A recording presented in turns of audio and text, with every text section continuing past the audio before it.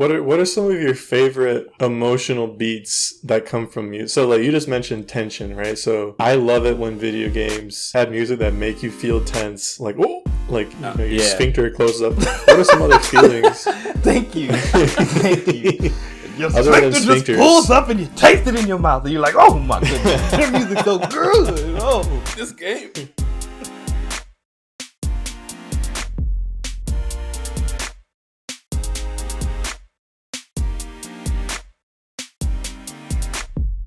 Hi, welcome back to the Super Agile Brothers podcast. I am your host with the most, Steve. Hi, Steve. Hello, Steve. How's it going? I'm well. How are you doing? I just asked me that. And with me here is my co-host, Kyle. Say hi to the camera, Kyle. Hi. No, to the camera. Sorry. I looked at the wrong one. Hello. Yes, there we are. Eventually, if we ever, I hope we don't.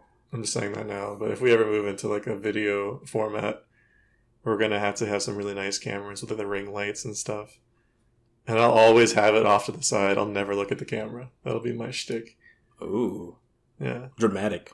It'll be fun. It'll be a good time. And here with me also is my our third co-host, Mr. Bradston. Say hi to the birdie, Bradston. Oh, hey, Mr. Brad. I'm Mr. Brad, and I like birds. I like to... How dare you disrespect me in my house? This is my bird house. I'm back. Welcome back. Welcome Y'all back. thought it was going to be another... Yes. Another one of just me and Kyle. Yes, but most people left already. Yeah. Yes. Yeah, y'all left, but you missing. The show is back in town, son. The return of the Mac. Welcome back. All black. All day. That was smart. You kept me from doing it. Yeah. See, now you have no You power here. my joke. Now you have no power here. I shouldn't I have. have the high ground, Annie. It's over. It's done. Don't try it.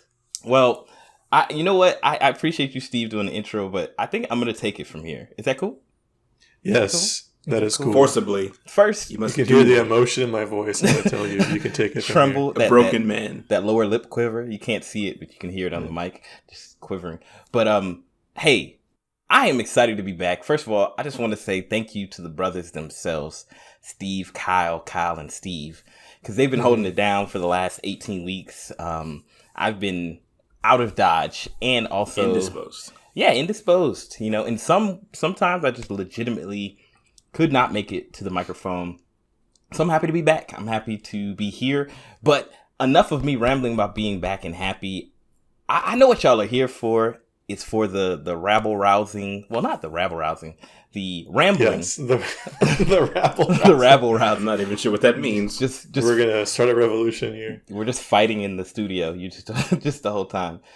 Shout out to the band making the band. Anybody who got that joke knows what I'm talking about. But anyway, so yeah, we're back, and I figured it'd be fun. Like, I haven't got a chance to choose the topic for a while, and I threw a topic at the guys, and I said, let's talk about gaming.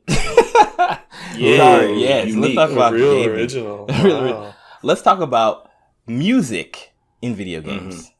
So, as one thing y'all probably already know, we're fans of games. But you know, it just so happens that games also have music. And I don't know. Let me ask y'all, like, how is gaming and music important to y'all? Music and gaming important to y'all? Like, is it something that I like some gaming in my music? I like some gaming in my music. But really, we've all gamed for a long time. We all love what we do. But one thing we rarely talk about is music in games. We talk about mechanics. We talk about, the graphics, this and that. But we've never talk about music. I always mention music that I like. To yourself in the corner. Yeah, to myself. You guys never acknowledge quietly. Me. Yes, quietly. So I don't know. What is music and gaming important to y'all? I mean, I think I already know the answer to this, but I figure I'll throw it out there. What is it important? I mean, I think most people would say no because you're playing the game on mute most of the time. Mm-hmm. So Yeah, so your listening wife to can't any hear of it. you. While you're Yeah. listening to Justin Bieber or something like that, you know. Or Or the Joe SAB Rogan. podcast. Or something. Joe Rogan, yes. Nah, music is I don't think it's make or break in a lot of games, but I think it's important to at least be considered heavily by the designers. At the very least, the music that's playing needs to complement what's happening on screen. That's where I'm at. If there's some weird dissonance, then it makes it harder to play the game for me because, you know, the music invokes a lot of emotion sometimes. Sometimes it tells you what's going to happen next or where you're going, what you've just done. Who knows? There's a lot of things that can go with the music. And so, yeah, I just think it needs to be considered if it's going to be in there. So I like when it matches, when it fits. I don't like music in my video games. I actually prefer to like play loud garbage, like just sound, so that I can't hear any of the audio. So you just sit right next to your washing machine. You Yeah. You just turn. My water bill is so high because I refuse to use the dryer. I only use the washing machine for noise. He just turns the music in the settings. He turns the music all the way down, dialogue all the way to the max, and sound effects all the way to the max. So it's just a muffle. Just blowing. I turn out the music speakers. down so far that it cancels the music of the people playing video games across the hall just enough. Inverse. because physics. Technically, that would be possible. You could play a sound wave that like cancels out the sound wave. I mean, if you were playing the exact song, it would be so difficult. So difficult to do. Waveform destruction. Yeah, that makes sense. But no, in all seriousness, I do love music. I mention it a lot. I don't think that every video game needs to have baller music, but the ones that do always, I think, stand head and shoulders above the rest in my mind. And the music is music is one of those sensations that can bring back memories, kind of like smells. I think for me, at least, I think most people agree. But I know that when I listen to music that I haven't heard in a while, I'm instantly transported back to whatever age I was, and video game music definitely takes advantage of that. Even just now, I was thinking like, oh yeah, what are some games? And I had this tune in my head. And I could not place. I was like, "What game is this from?" And then I was like, "Oh, this is the sound. This is the music that plays on the DuckTales 2 menu on Game Boy Color." And I still know the music. Dun, Wow. dun, dun, dun, dun, dun, dun, dun, dun. Of course. I guess Melodies that's because it's the theme song. Actually, of that's probably why I still DuckTales. know it. So the show but I could've do. been it. I remember the specific like chiptune, like hi-hat sounds that the Game Boy made, and I cannot replicate them, so I won't. But in my head, it's there. Yeah, Yeah, I feel Melodies are scents for your ears. they really are. And literally, you stole exactly flavors. You literally stole exactly what I was gonna say, Kyle. Not Kyle, Steve, about how music is to video games like scent is to food to me sometimes. Like how much of like you said, it can bring you back to a very particular time in your life, a very particular moment where you were feeling very particular things, even if it's like a distant memory, like you don't even know, like say you heard a song from a game that you played like at a friend's house, like you might hear it and be like, what? Oh, hold up. What is that? Matter of fact, Buried in there. I was hanging out with some friends. We were having a paint and sip night. I'd never done that before, like where you paint and sip wine, very, very It's fun. cool stuff. Very bougie. I should share with y'all the paintings I made. I probably won't be invited to the next one. But long story short is we're there and we're all talking, and it's like 3 couples. So 3 guys, 3 girls. And the guys were all talking about gaming and like movies and stuff like that. And there's music playing in the background. And before it was just like whatever music. And then all of a sudden, like I'm in the middle of the conversation and I just stop and I'm like, wait, what in the world? And I'm like, wait, why does this song sound really familiar? It was a remix of like Pallet Town theme, but it was like a very subtle, like, wow. I gotta ask him where he got it from, but it's like I think it was Pallet Town theme or whatever. And I was like, bro. He was like, yeah, that's Pokemon. I was like, yo, like, Man. even though it was arranged differently and it was, a different key, it was just like the flow of it, the little melodies. You're like, wait, I know that, and then immediately I had to stop what I was doing. And to me, that's like quintessential, like how important music is to games, Yeah. What's wild to me is that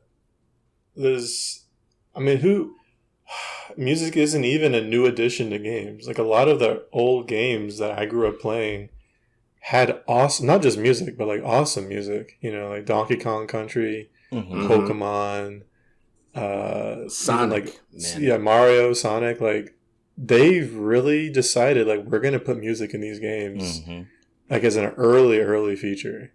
Yeah, and they would hire musicians and composers and stuff. They would hire composers. They would have, these game cartridges can only hold a few kilobytes of data, and they gave some of that to music.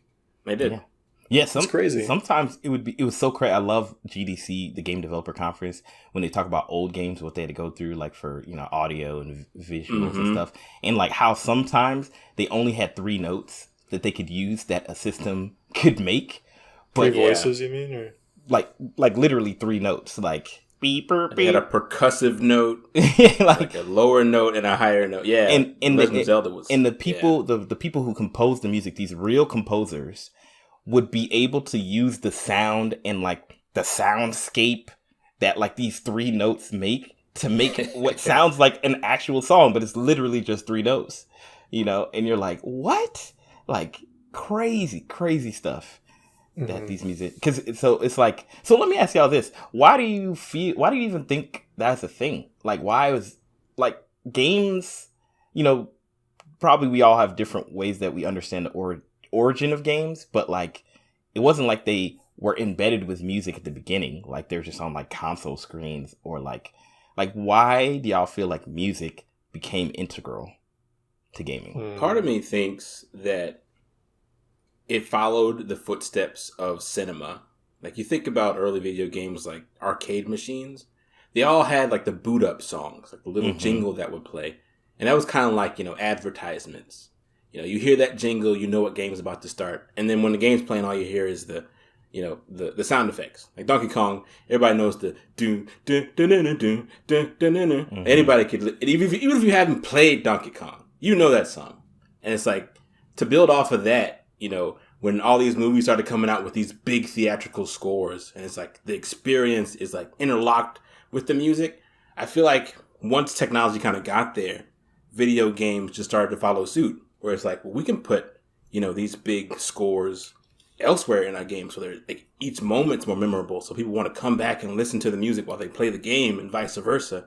And I think it just makes it a more full feeling experience, because if you go and play those games that don't have the backing track nowadays, they feel not hollow, but kind of empty. Like something like you notice it's missing once you play a game that has it. Yeah, dude, I love, not to answer your question at all, but I just love how hard Square Enix. Oh man, they get the full orchestral, soundtracks. Yeah. I was just playing Smash with one of my friends, actually a listener, and shout out, hello listener. He will remain nameless. I don't know if he wants. I didn't ask his permission, but we were playing Smash. What's his home address? He doesn't want to be known that he's your friend. He's like, what's his blood type? He's ashamed.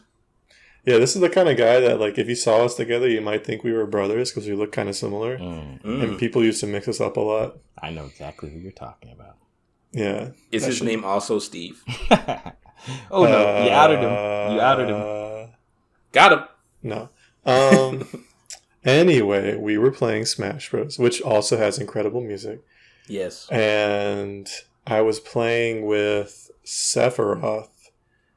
And I don't think he's really knowledgeable about Sephiroth, and I was like, oh yeah, dude, you gotta hear this guy's theme song. Oh man, Sephiroth has one of the most bangingest theme songs in video games.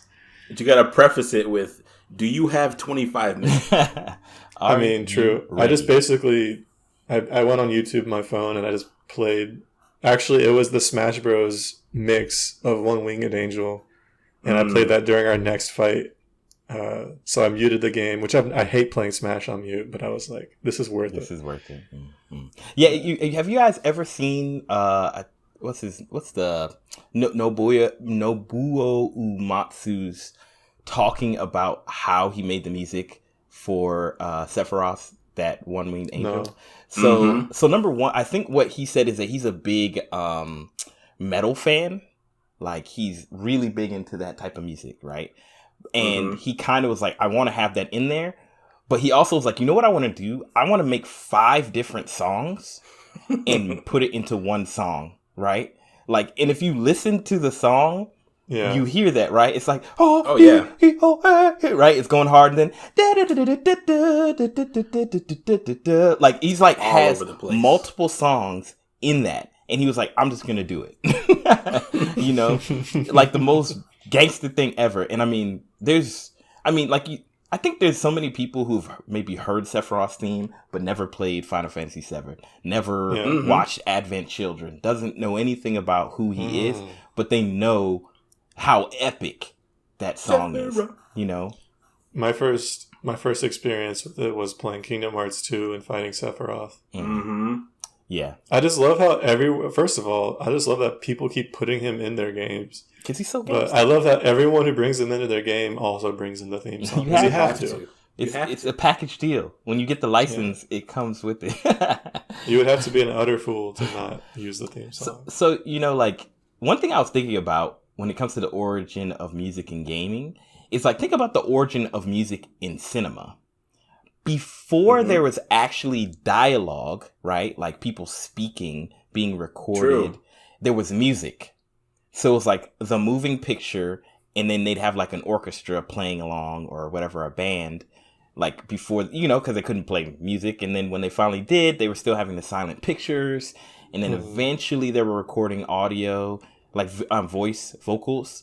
But it was the talkies, right? But it was all, but like, before they even were like, hey, we should just, because they could have easily had some people behind the screen or whatever going, hey, what's up there, fella? What's going on? You know, they could have done the voices. They thought music was crucial, right? Right. And I think, like, innately, I don't even think it was like deliberately. They were like, oh, we need to add audio, like music, background music in gaming.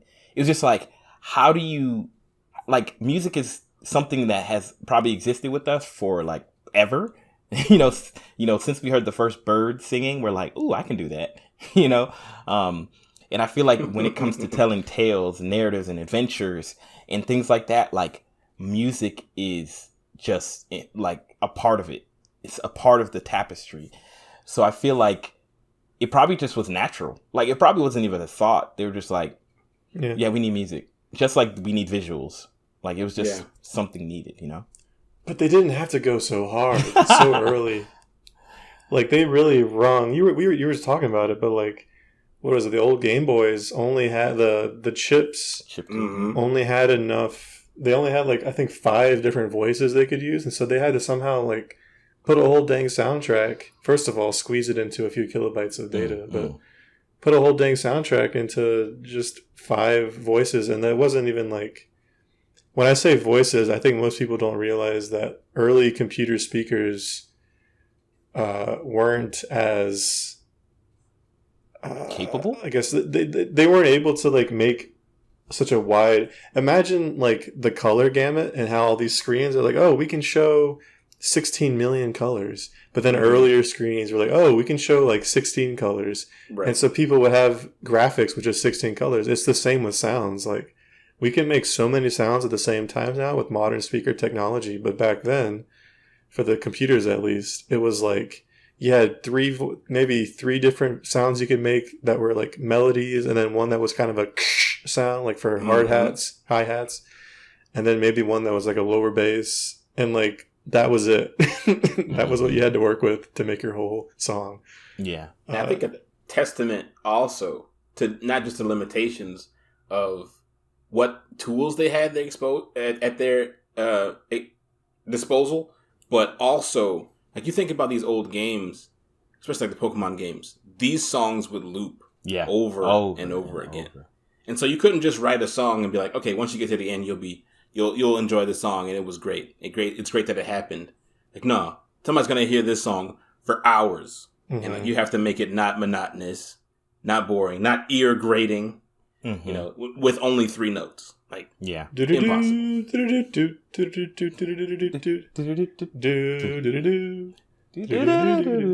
know, I mean, it's one of those things where you have to, like, there's so many levels to this, because number one, the gaming industry is purely, like, not purely, but clearly started off as a passion kind of thing, right? Because when you go back and you look at how game developers had to go through the process of making games, yeah, it's difficult now. Like, yeah, it's time intensive now, but like being in a world where you had, like you said, Steve, like limited audio options, limited color options, limited hardware space. You can't even save really data, like really on your systems. Like you had to do so much, and to go through the effort, because it's not just a musical feat to create these sounds. It's a technical feat back in the day. And it was just like this, I don't know, like there's so many songs that, you know, resonate with me when I think about gaming. And it's like, how would I, because I have played some games that don't have music, that are just like the sound effects, and it just feels really empty, you know? Like it just feels like, it feels like you need someone narrating over it, or like something needs to be happening. It's like something's wrong. Or yeah, like the music broke, you know? Yeah. Is my emulator working?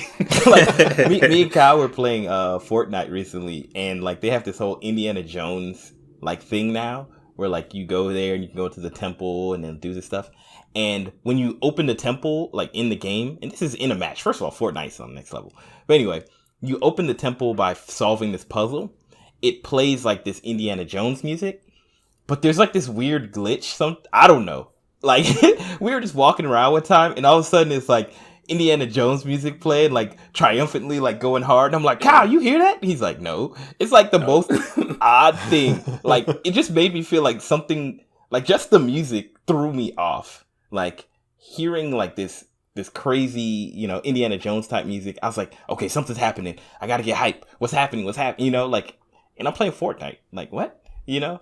So it's like just how music can change how your brain works, you know, even in a moment. Indiana Jones music, man, that stuff will get you hype too. Like John Williams, he knows what he's doing. And so you're already in a shooting game. And so, yeah, you hear music like that and then nothing happens. It's like the most tense situation you could possibly be. And you're like, whoa, what's going on? You know, I need to shoot everything. But yeah. So what are some of your favorite emotional beats that come from music? So like you just mentioned tension, right? So I love it when video games have music that make you feel tense. Like, oh, like, you know, your sphincter closes up. What are some other feelings? Thank you. Thank you. Your Other sphincter just pulls up and you taste it in your mouth. And you're like, oh my goodness, that music's so good. Oh, this game. I can taste the muscle. What I was going to say is, what are some other fun feelings that music can give you in video games that you guys appreciate? So there's a game, I actually didn't play a whole lot of it, but I loved the soundtrack because it just made me feel like intrinsically happy. And the game was Loco Roco. Yeah, boy, that music was so good. Oh my gosh. On the PS4. And the best part about it was, to me, like, it would build as you play the game, but it already starts off just so like upbeat. Every single song was a bop on top of that. Like, you could listen to the soundtrack for hours and never get bored. But yeah, like it's the happiest video game soundtrack that I can think of. It's insane. Yeah.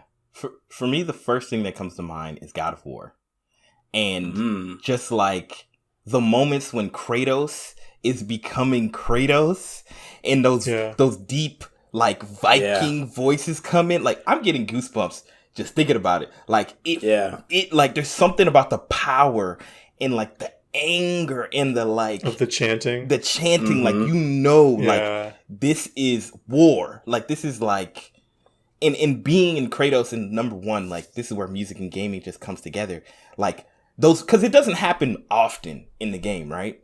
Like it's only in those moments. So when it starts happening, I'm immediately like, oh, it's about to go down. So for me, it's those like, I wouldn't even say hype moments, but like those like grabs your attention. Battle moments, those like intense. I don't know. That to me, that's one of the feelings. What about you, Steve? Oh boy, I love. Let me think of some of my favorites. So, not to beat a dead horse, but Hades has a lot of incredible music. It does. A lot of great like thematic and tone setting music, but they also have incredible like boss fight music. And they use like the electric guitar, and so I'm not gonna get into it, but basically they do a good job, and I love the feeling that they give of like, oh, this is high intensity, high action. Like blood is being spilled. This is pretty dope. I think about Prey. They had some. This might be more along the lines of sound effects, but they had like the song that would play when some of the enemies spotted you, and that junk. When I was talking about my sphincter tightening up, that's the stuff that gets me. Actually, it was when I lived with Brad. We had a third roommate, and he was also playing Prey. I don't know. One time, he was in the bathroom and the door was kind of cracked open, and I walked up to the door and I had my laptop and I just started playing the You've Been Seen music from Prey. So he was like, "Stop it!" He was like yelling at me from the bathroom. That alert me because it just makes you tense. Yeah, I love the emotional beats in music. So when like maybe the strings kick in if they have it. Yeah, I have to, speaking of emotional beats, Final Fantasy VII stands out like to me. Ooh, I bet.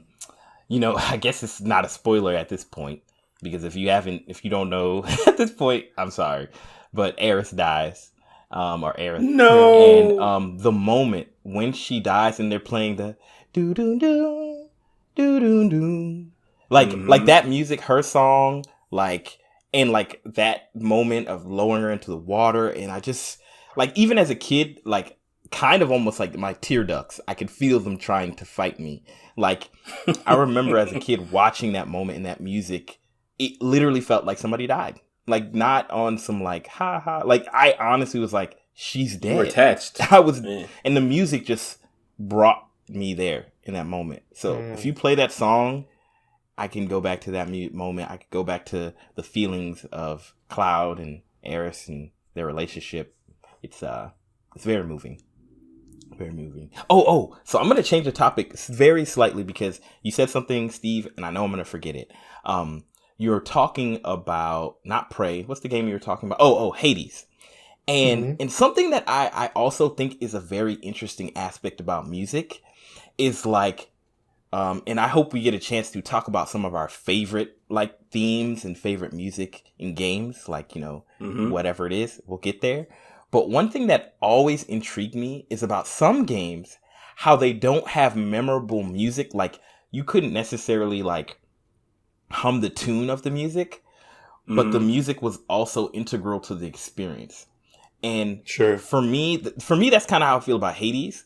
Like I couldn't tell you one song about in Hades. I couldn't hum it. If I heard it, I probably know it, but I don't think about the music. But I feel like without the music, the game wouldn't be the game, right? And for me, one game that really feels like that is Dynasty Warriors. Because Dynasty Warriors is just like this like rock kind of like intense music. I don't even know what genre exactly it is, but it's like not memorable. Like there's no one like thing that I can remember, but if I hear the music, I'm like Dynasty Warriors. You know what I'm saying? Like, and it just keeps you hyped for like these hour-long fights where you're killing tens of thousands of peoples and like ending bloodlines. Like it's like, do you guys think of any games where like the music isn't like extremely memorable, but it's extremely integral that you could think of? I felt that way playing through like the Assassin's Creed games, just because I felt the music really fit into the settings of those games. And so even though, like you're saying, I don't remember any of those tracks, but they found like this perfect balance between like, this is a stealth game, so we're not going to have like this hype music all the time. But when you were in intense situations or something, of course the music would build. but it would also fit the location you're in. So if it was, years ago, as most of the games kind of take place in, you hear all these old school instruments, and it just kind of immersed. It was more of an immersive type tool versus something that was meant to capture your attention. That's real. I was going to say Halo, because Halo does have a lot of memorable music, but it also has a lot of tunes that you probably don't remember just That's from fair. like the moment to moment gameplay. Mm-hmm. But instead, so that's one answer, but I think probably a better example of that is Half-Life and Half-Life. Well, let me say Half-Life 2. I've only played Half-Life through the newer Black Mesa. So Half-Life 2, it doesn't really, I can't really think of any like, specific songs that play. But when I listen to the soundtrack, I remember little bits and pieces, and I get feelings of like, ooh, I remember, being chased by a monster, or getting stuck on a puzzle, and it kind of had this like industrial sound. They would mostly play, but there's such a wide range of environments and situations in Half-Life 2 that they had such a wide range of music to match it, and they did a pretty good job, but it's just not memorable, maybe. Yeah. I kind of feel, how you were saying, Kyle, about Loco Roco? Like, that music is, like, perfectly, like, it fits the tone. Another game that I feel like the music, once again, I can't say I remember it. I played it a lot. I can remember it now because we've played it so much, is Overcooked.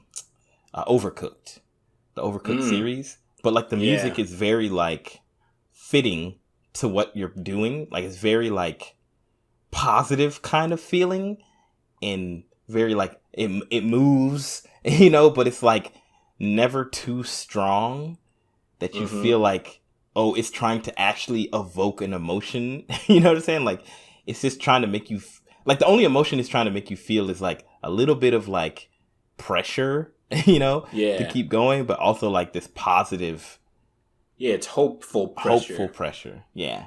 Mm-hmm. And hopeful pressure, tension. Yeah. That you made me think of another game that I can't remember exactly how it goes, but it's in the same realm of like puzzle games. I don't know if you guys have played Candy Crush, but back in the day, music, the music in Candy Crush, man, it's much better than it has any right to be. Like, this really, this whistling and like, it's super. I don't even really know how to explain it, but it's not grand, but it's like not ethereal. Interesting. I don't know, man, but it just grabs you. And if you hear it, like I can't remember the melody. If I played it more, I'd probably remember it. But it's just one of those things. It's like, oh, that's Candy Crush. That damn Candy Crush. Yeah, I feel like that's, but I think that's like the, whoever figured out the formula of like, let's take like a Pokemon, right? Like, we all could probably, like, if you hear the different themes, the battle themes, the Pallet Town, what is it, Route 13 or whatever. Like, if you heard them, you know them, but they're also, like, kind of repetitive, but they're not too repetitive that, like, they pull you out and be like, oh my goodness, this song keeps going beep, boop, beep, boop, beep, boop, like, for, like, 10 hours. Ooh. I feel like you just reminded me of Sonic when you get stuck in the water and oh you're my about to drown. goodness! Oh my gosh, goodness. yeah. Worst thing ever. Sorry, please continue. No, I mean, I was just saying, like, it's just amazing to me how the composers and those people who make the music, like, the music is definitely, like, as much as it's, like, for Pokemon, it's more iconic, the music. And I don't even necessarily know if the game music is more iconic, because, like, if Pokemon music was in a mediocre game, would we remember the music? But I feel like they did a great job nonetheless, but it's like not overpowering, but it's super memorable. Like right back to that, it's like, so actually now that makes me think, does a game's quality affect how great the music is in our, like, can you remember any music from a bad game? Ooh. If it's annoying. Okay. Can you, like, what game do you remember? Let me think about it. I I'll answer like kind of sideways, I guess. That I think games that don't have strong visuals can have strong soundtracks. Okay. Like, a game that fits this description as of late is Undertale. Okay. Yeah. Because the music, maybe it isn't a popular opinion, but to me, I feel like the music has been farther reaching than the game has. Like, everybody knows Sans' theme song. Megalovania, I think it's called. Like, yeah, you hear that out of context everywhere, but that's a video game song, you know? Mm-hmm. And so I think that's like a kind of a sideways answer, like I said, you know. Undertale isn't a bad game by any means, but people are pretty, agreed that the visuals are lacking in a lot of ways. But it hasn't hurt the game at all, and it hasn't hurt, how far the soundtrack has gone, and how many people know about it. I feel like I have complained about songs, been like, "Oh my gosh, this song is so annoying." But right now, I definitely can't think of anything. But I'm maybe not the song being bad, right? But like the game being bad, like something that you didn't enjoy, but you remember the music from it, right? Oh, I remember one. What is that? So I haven't actually played this game, but Overblood 2. Yes. Is probably one of the worst games ever made. Part of a series. It's a sequel. Somehow Overblood got a sequel. But yeah, Soul Pumpkin holds a special place in my heart. But even though that game is terrible. It's crazy because I'm conflicted here because, okay, so first of all, the original Overblood performed really well when it first came out. From a critical standpoint, it was like an 8, right? Like pretty well for the game coming out. Jeez, it came out around the time that Resident Evil, I think the original Resident Evil came out. So like a lot of what it was doing was like on par, if not like setting, like doing well. Overblood 2 was doing way too much. This was after like Final Fantasy VII had come out. Actually, I think like Final Fantasy VIII had come out at this point, so Snap. You couldn't come with that kind of game. Like they were trying to do too much. So the game is not good, but like it's still, I think, rated pretty well. Like, okay. Let me not say well. Okay. But like in retrospect, that game is definitely garbage. But I wonder if the reason we like that particular song, Kyle, is because it also is kind of like Tommy Wiseau, right? Like it's iconic for its trash level. So like it fits the game perfectly. Exactly. So it's like, yeah, like Soul Pumpkin stood out, right? Like in a trash game with a lot of trash stuff going on. Soul Pumpkin, if anybody listening to this podcast has the opportunity, search Google for Soul Pumpkin Overblood 2. You will be blessed. No, I won't tell you not to do it because it's funny, but you will not be. You blessed. will be blessed. Just make that clear. First of all, okay, Kyle, gather your family. Gather them like it's Christmas time. No, really, the way that song starts out with the keys, bing, bing, boom, ba-ding, ba-ding, like it's a solid start, and then it goes off the rails so hard. Like it's, but that's the thing. Like, is it kind of like Friday? Like Rebecca Black's Friday. Like it's so bad that it's good. You know what I'm saying? What about Yick? I've only seen clips of it on YouTube, but the music sounded pretty bad to me. But apparently some people actually went for liked it better than the game itself, which maybe isn't saying much. I mean, people like some of the games that I made back in the day, and them games was trash. So I don't know if I trust people. Like Yick. I can't think of any specific song that irritated me. I just remember feeling like this is definitely made by somebody who's trying not to make good music. Well, that's the thing. I'm not talking about the quality of the music per se. I'm still just talking about the quality of the game, right? But the quality of the game was also very low. Well, I'm just saying in general. But I see that I went off your path. Yeah, but that's my point. But that's kind of where I'm like, now I feel like maybe I'm tricking myself that all the music that I love is just because it's a game that I love. You know what I'm saying? Like, the reason, like, and the reason, I'm saying it, and I'd love to hear y'all's thought, but, like, the reason that I love Zelda music so much, and yes, it's well done, for sure, is also a factor of that I love Zelda so much. If I didn't like Zelda, would I care about, you know, the music that much? I think you would. I think it's. Are you saying it's like nostalgia? Like, oh, it brings back memories of playing the game. Kind of, yeah. I think it's kind of like the reason, like that's like the reason that you care about Pokemon music is because Pokemon is such a great memory as a whole. And so the music, just like you love apple pie because it reminds you of the time when you're with your family and this, da, da, da, and the smell brings you back to that moment. So apple pie is that great. I feel the same way about, I'm not saying I feel that way, but there might be some level of, it's just one positive experience ingrained with another experience, positive or negative, doesn't matter, but it pulls through. I'll say, so probably for like most Pokemon music, that might be the case. Because it's good, but like people enjoy the game more. But I think for other franchises like Legend of Zelda, it's probably not the case.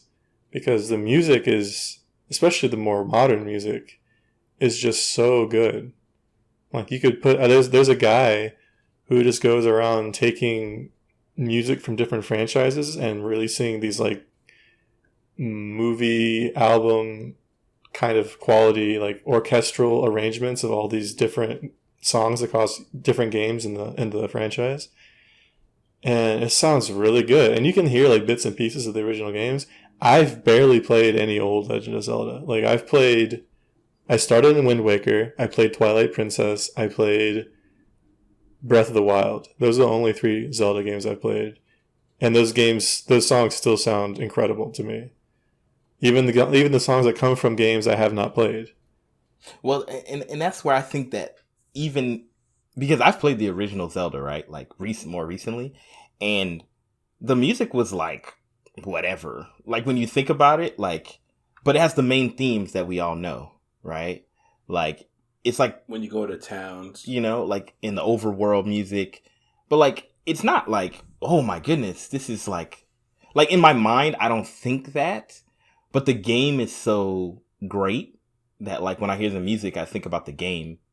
You know what I'm saying? Like, versus the, like, I don't know. Like, I wonder if a lot of how we view music in games is just purely related. Because I'm genuinely trying to think of a game that I disliked that I remember anything about the music. Well, just because you can't think of a game you disliked doesn't mean that all the music you like is because you like the game. It could be the other way around.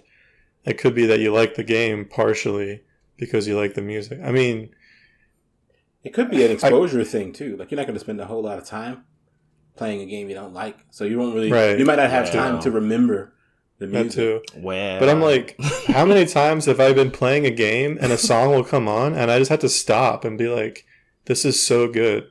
And it's not because I'm not just overwhelmed with how great the game is in that moment. It's because the song is that good. Yeah, I mean, I believe you. I just wonder. It also may be just you and I are different. I just straight listen to soundtracks. Like I'll just put them on my phone and just go through a whole soundtrack, or I'll like put it into my normal listening, and I'll just have random soundtrack songs popping up between like heavy metal and like worship and like random, you know, like that's easy listening to me. So I might just be more into that than you. I mean, I do that. I mean, you'd be absolutely just blown away by my crazy Pandora list and my Spotify stuff. But the thing is, it's all music from games that I used to play. You know, like it's not very many music. It's not like I'm like, oh, like gaming music and I just listen to anything. There's a few songs from like well, I don't do that either. From like some really old games on like the PC that were like C based games that I love the music in those kind of games because of like how they use what type of instruments. But like other than that, I'm listening to the Zeldas, the Halos, the Mass Effects, the you name it, the things that I love. Sure. So, ooh, this is a fun idea. I actually have my game playlist up right now. What if I just scroll through and I name some games and you guys tell me how you feel about those soundtracks? We can do that. And then maybe if you have other games that come up, you can mention those as well. Before you do that, Kyle, what are your thoughts about this in general? So about the correlation between I think that if you like a game, it's probably more likely that you'll at least remember the music versus if you don't like a game. I think you can argue that it's less likely you'll remember the music because you'll be distracted, I guess, by whatever makes you not like the game. Unless it is the music that you didn't like about the game, then you might remember it then.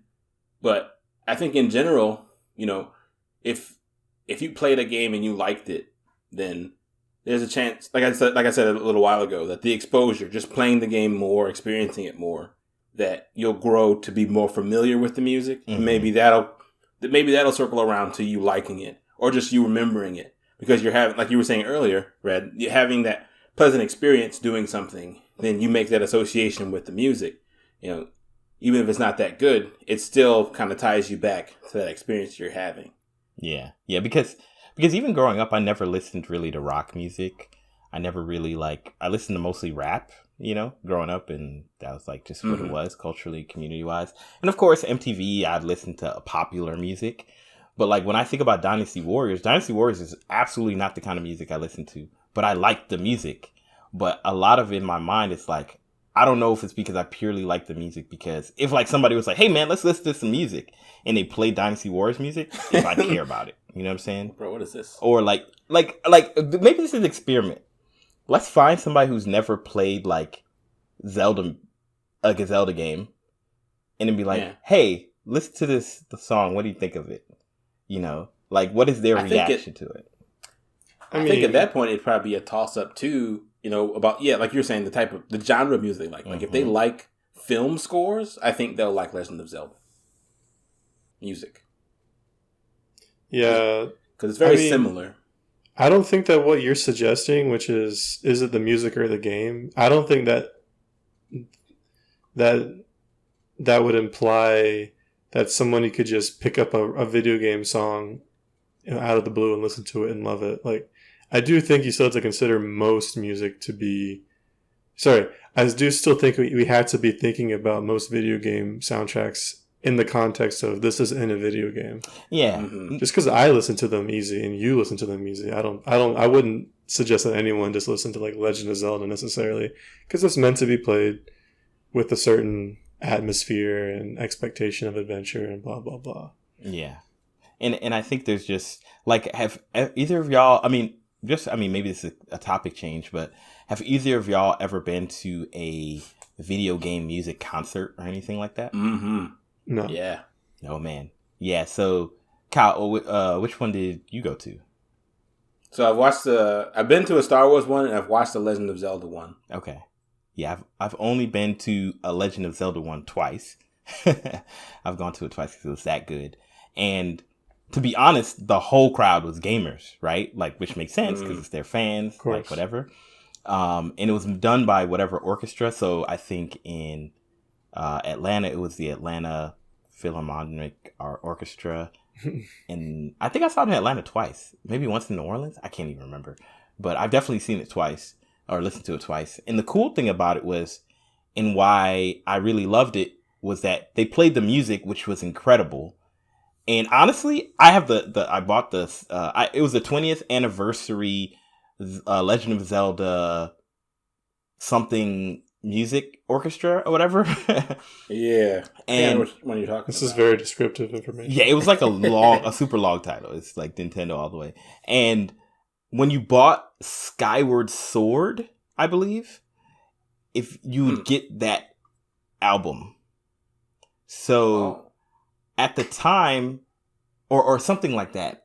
Yeah, I think that was it. or maybe I bought it there. I can't remember, but I got the album somehow.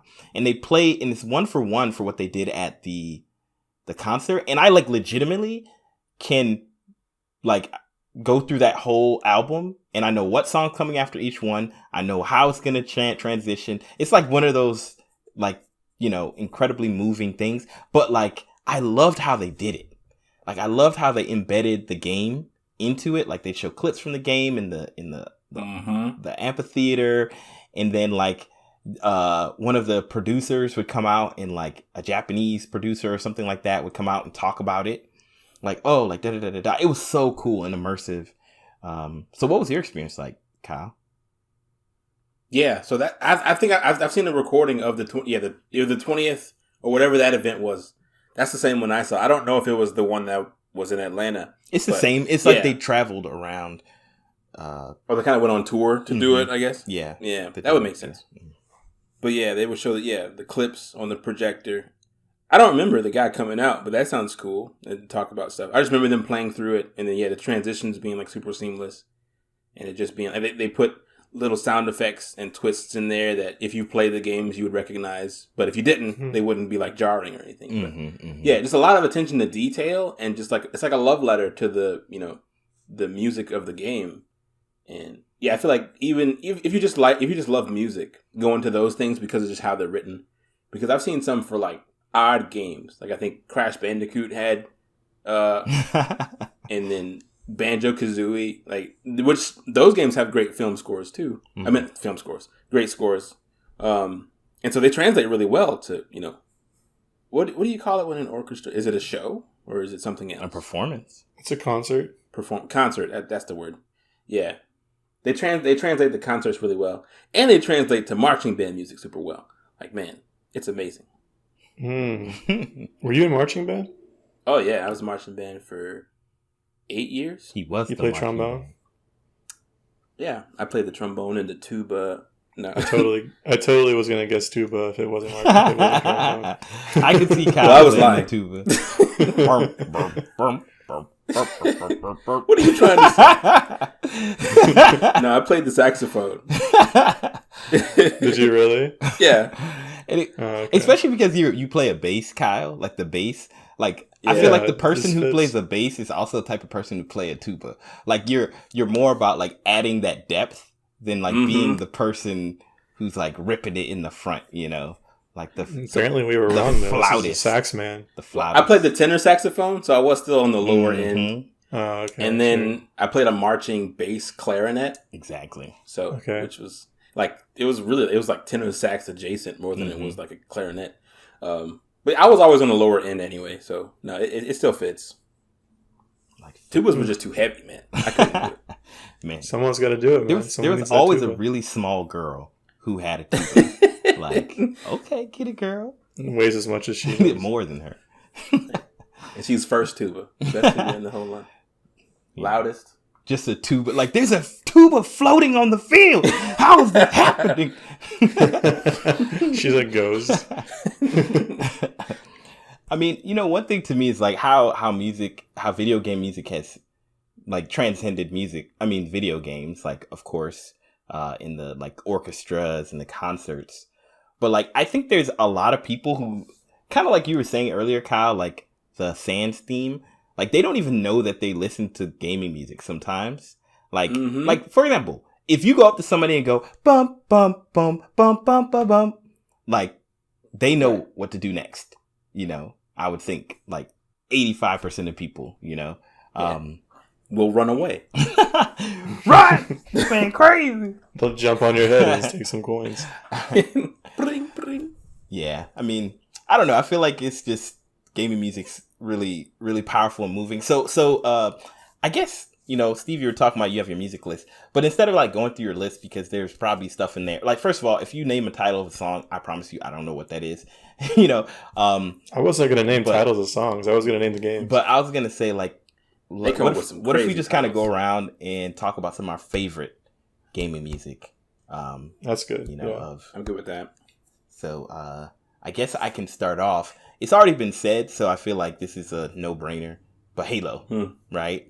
What's his name? Mark O'Connell, or I can't remember. It's O'Donnell. You said Mark O'Connell, and now Mark O'Donnell. Donald. I don't think it's Mark. It's Something O'Donnell. O'Donnell. But yeah, I mean, there's nothing like some Halo music to get you hype. Like just if you're somewhere and you're just walking down the street and you hear and you're like, what? You know, and then you know that you know, like that to me was like hype music at its peak. You know, I don't think I had experienced. I'm trying to think of any game that got me as hype as Halo. You know, for a battle, for a fight. You know, going into it, and it was very immersive in the game when it would kick in. How, you know? It was. Yeah, it was so well done. It really felt like one of those games where it really was just a part, it was a part of the game design almost. You know, it was pure gold. You know, it made you feel like the hero because it played whenever you, as Mr. Halo himself, were doing all the killing. You know, and so you'd feel super powerful because your theme song is playing. And they would have, you know, they had the menu theme, which I think the first game, the first menu theme reminded me of, or it made me think of like a tragedy. Not a tragedy. It made me think of like a mystery, which is perfectly what Halo was. Because, you know, you think you're in for like a sci-fi shooter with aliens and stuff, and then you land on this weird ring world, and you don't know what's going on. The scope of the game was so much more than what people expected at the time. Oh, yeah. And I feel like the menu music emphasized that because it's like this deep fantasy sci-fi, like what's going to happen, what's at stake. I remember I don't remember the second one at all, but the third game, I spent a lot of time on that main menu, and that music sounded like a tragedy because, you know, the game is very bittersweet. It was really cool. They did a good job. Yeah. I think it really felt. I mean, to me, I feel like that album or whatever you want to call it is like John Williams adjacent. Like one thing I've always liked about Star Wars movies is that if I think from now on I'll never do this, and I've been careful to know not to do this, is to not listen to the soundtrack prior to watching the movie. Because literally John Williams soundtracks will pretty much tell you what the movie is. Like whole thing. They'll tell you exactly what's happening. Like you could just listen to it. And I feel like that's how I felt about Halo music. Like you felt the epic story in it. Yeah. Halo's so top notch. What about you? You want me to go first, Kyle? Sure, if you want. You got your list up. All right. So I have my list up. One at a time, just kind of like so we can. Yeah, one at a time. I'm not gonna barrage. He's like, I got my list up, so you hear the list. I'm out here like an auctioneer, just reading them as fast as I can. You know, so. My scroll. Can you see my screen? What'd you call me? Can you see my screen? I think you're on mute, Steve. I think you're on mute. Oh yeah, I must be on mute. Cool. So, in no particular order, I wanted to name Celeste. That game has such a banging soundtrack. It has all the highs and the lows. It's a game roughly about a girl trying to climb a mountain, and as you play, it becomes more obvious that like there's personal stuff that's holding her back to some extent. And so it's a game about like overcoming your demons and overcoming like, insecurity, and I think maybe even depression and like mental illness. I don't think she's like mentally ill, but it kind of touches on these things. And the music highlights all of that. It's not really like an exploration game, and so there's not as much of a sense of wonder, but it's spooky sometimes. It feels dangerous because you're climbing a mountain. There is a boss fight with the coolest, it's like this vocalization. I don't know, man. Always vocalizations always get me in these soundtracks, dude. Every single time. Yeah. But there's a soundtrack. There's a song in the soundtrack where she's in a boss fight, and it really feels like the end of the world. And it's super cool. So I love that. That's by Lena Rain, I believe.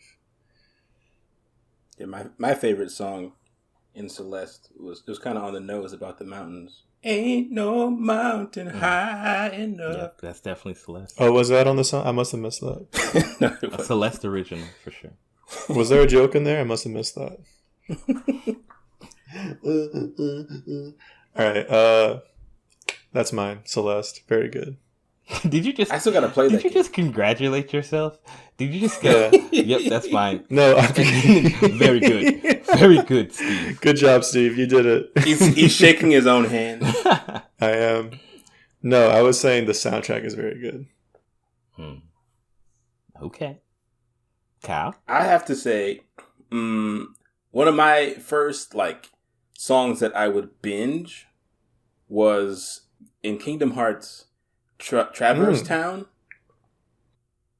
The theme song to Traverse Town. It's this super simple song, but it's because I think it might be partially because you spend so much time there, but it just loops perfectly. It's just a saxophone solo playing while you're hitting up the shops, and sometimes you get into little fights, little scraps.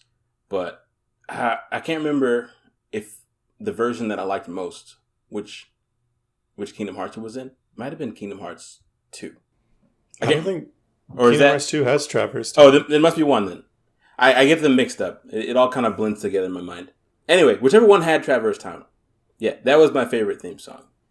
And yeah, just oh man, it's just so chill. Like it's a song that I feel like fits perfectly on those playlists on YouTube. That's just like study music, and it's just all video game music. It fits perfectly on that list. That's real. Yeah. Yeah, it's interesting. First, I mean, I haven't played Kingdom Hearts, except for that one random card game on the Game Boy Advance. So we don't talk about that. But Everyone's favorite. but one thing that I always think about in Game Boy, I keep saying Game Boy Advance, in Kingdom Hearts is the commercial by Hitada Hikaru or whatever. Can you walk away? So like to me, yeah. To me, I don't even know if that ever appeared in the game itself. No. But that is to me actually. quintessential Kingdom Hearts. Like greatest music of all time. You know, I have It really is. you know, I don't know if that song actually shows up in the Simple and games. clean. I feel like they at least would play the instrumental somewhere. But I don't know where. I don't know. I haven't played in a long time, but I think it probably is not in the game. That's so wild. Yeah. Mystery. 100% what I think of. Yeah. Well, it's the same with Inception. You know, the trailer music. Everyone's like, "Whoa, dun dun dun dun dun dun dun dun." That song is not on the soundtrack. That was not Hans Zimmer. Yeah. No, that's trailer music. Yeah. That's just trailer music. I vaguely remember it, but yeah, that's funny. Yeah, that was Zach Hemsey. He basically started a whole trend of big bass sounds in trailers. Wow. That was him. Nice. To be What's the the guy. instrument that even makes that sound? It's all synthesized. He made it. Oh. He's the one. Zach Hemsey's an incredible producer, by the way. Go listen to him. Okay. So for me, I'm just gonna go through the obvious ones, or maybe not. I was gonna say Zelda, but that's an obvious one. For me, see now I done forgot what I was gonna say. Well, I guess I'll just talk about Zelda. So I mean, Zelda music to me is like, there clearly I've gone through the concert multiple times. Clearly I've listened to it 100 times, but like to me that Zelda Ocarina of Time title music. And I don't think either of y'all have played Ocarina of Time. No. Shame on you. I'm, hitting my finger or whatever, wagging my finger at you. But go and just look up, Ocarina of Time, title screen. And what it is just Link riding a horse at night, and adult Link, and it's just doo-doo-doo-ding, doo-doo-doo-ding. Like it's just like a very like it's very like light music. Like X-Men? No, you'd have to hear it. A little bit different. But to me that set the tone of like what was I stepping into. Kind of like you said about Halo, Steve. with the Halo Yeah. 3, the same. Like, and from there, I mean, the music is, I mean, of course, their audio budget increased as their games got more successful, and you could feel that. But like, I guess, was it Koji Kondo, right, who made the music? But anyway, it's so good. Like, everything fits. It's very thematic. Fits every game. My favorite thing about Skyward Sword is that when you watch the main trailer, the trailer for Skyward Sword when it first came out, it's such an odd experience because you're listening to it and you're like, yo, this sounds super familiar, but I don't know why this music sounds familiar. They actually made a whole score for the original Zelda theme, like the main theme, and they did it in reverse. They did it backwards. Oh, yeah. So, like... Wait, what? So, I forgot about the that. Skyward Sword theme music is actually the iconic Zelda theme music in reverse. Like, Whoa. it's super crazy. So, like, you listen to it and it sounds like something you know, but it's not. It's crazy.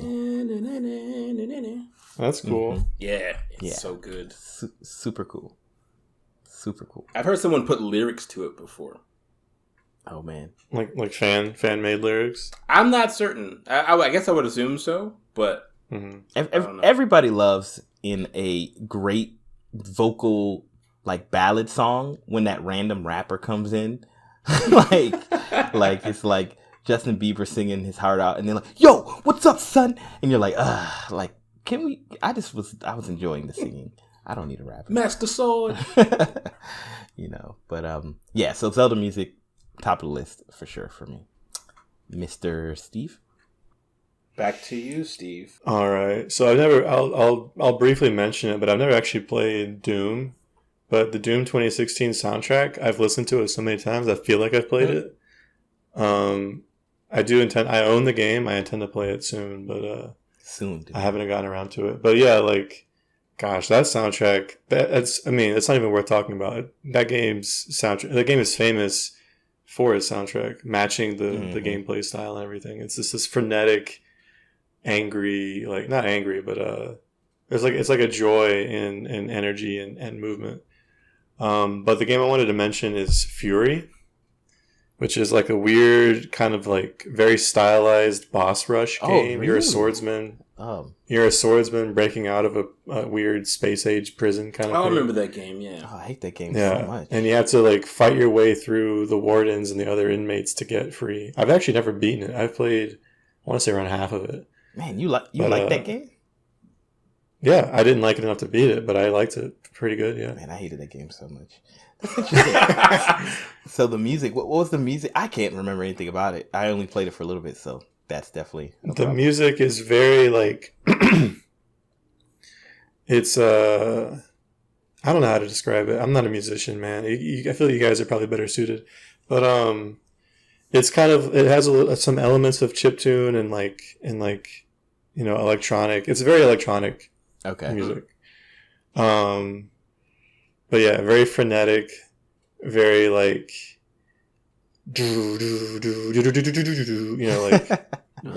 ramping up and down with the action, like A lot of synth. That's a good, tons of synth. Synth Great soundtrack. Bass, maybe? Synth and bass. Is that what you said? Yeah. I can see that. And it has cool names like Picture in Motion, Wisdom of Rage, Set Me Free, Make This Right, My Only Chance. And then, of course, one of my favorite musicians did a few songs on it, Danger. But he labels all his songs with the time of day that he finished writing the song. So it's just a bunch of songs with numbers. Wow, this guy. Oh. I'm like, I don't know which is which, but they all sound Is he great. a bot or something? I don't know. He does all of his albums, and when he does soundtracks for other games and stuff, he does that for all his songs. Interesting. Just Just a weird thing he does. The time of day. Yeah, so like you'll know when time he finished a song, it'll be like 0006, and like, oh, he stayed up late finishing the song till midnight. Interesting. That sounds like when someone's making different versions of something. Yeah, it threw me off at first, but that's literally what it is him just giving him weird names. I mean, honestly, I think Fury's a perfect example of a game where like I purged everything that I could about it. I just hated that game so much. Like it was just one of those situations where, you know, because Steve, you said that you came into gaming a little bit later, right? Like you weren't like a hardcore gamer until like, you know, he was 22. You know, but like Fury made me furious because it kind of tries to rewrite your brain and how you deal with gaming, like timing wise. I totally felt that. Yeah. Yes. And I totally felt that. And I don't know if I respect the decision. I don't know if I just think that it made me angry because of that. Like it felt like I was destroying all of my skills. Your instincts. Yeah, all of my instincts. Follow your instincts, Fox.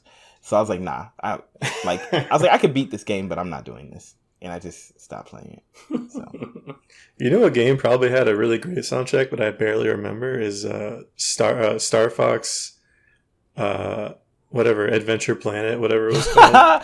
Star Fox Adventures Star with Fox the dinosaurs. Man, I love that game. Yeah, with the dinosaurs. I love that game. It was so bad, but it was so good at the same time. It was so bad. It was a and charming so good. It Yes. I think I don't know. I think if we played it now, we would. We should play. It was a different game. We should play it. It was a different game with the Star Fox skin. So it wasn't a good Star Fox game.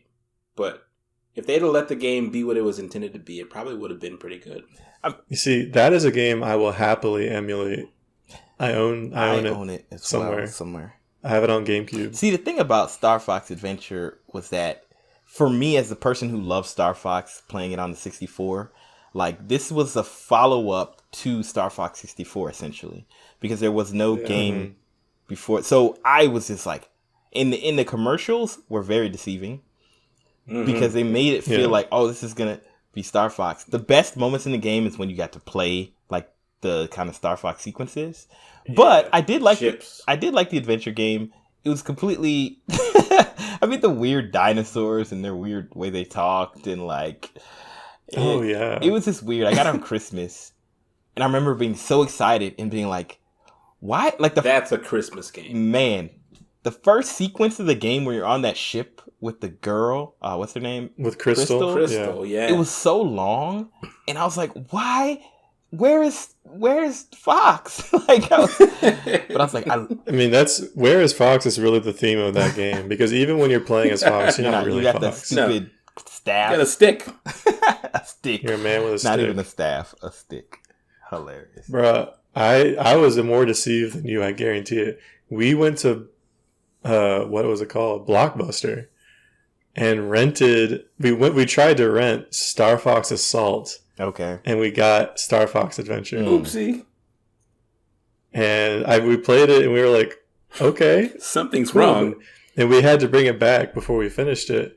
And then my brother was like, no, I wanted Star Fox Assault. So we got Assault. And I was like, I kind of like that other game better. I was so I went actually back, going to say, I think I actually liked Adventure better than Assault. Yeah. Assault was... It was kind of lame. Yeah, I don't remember Assault very well. Assault was essentially the Aperoids.